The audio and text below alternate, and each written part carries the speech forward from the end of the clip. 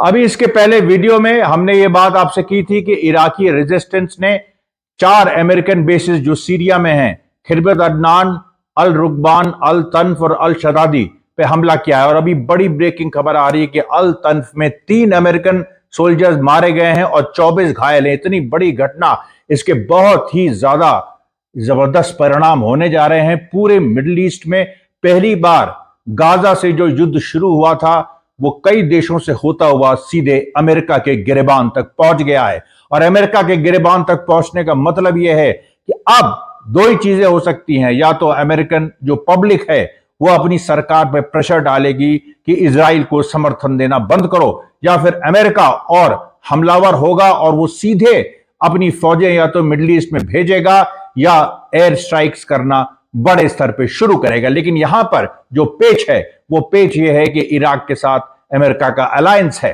Iraq के साथ America का अलायंस है, उसके साथ साथ जॉर्डन के साथ उसका अलायंस है। ये जो अल तन्फ बेस है ये जॉर्डन और सीरिया के बॉर्डर पे है। सीरिया का एक बड़ा हिस्सा सीरियन सरकार के हाथ में है जो कि रशिया और ईरान के साथ है।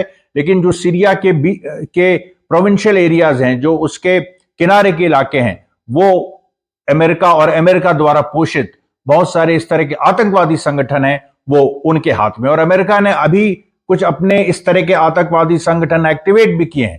तो यह भी हो सकता है कि अमेरिका जो होम से लेके और तमाम जगह जो फ्री सीरियन आर्मी और इस तरह की जो फोर्सेज हैं जो अमेरिका के कहने पर असाद रिजीम सीरिया से लड़ रही थी और एक्चुअली अमेरिका के पिट्ठू हैं जिसमें आईसिस का भी एक बड़ा हिस्सा आता है, उनको भी वो एक्टिवेट कर सकता है। अभी अभी ये बड़ी खबर है, युद्ध आगे बढ़ गया है, मिडिल ईस्ट को अपने आगोश में ले रहा है और ये विश्व युद्ध की तरफ भी बढ़ सकता है। धन्यवाद साथियों, बहुत बहुत धन्यवाद।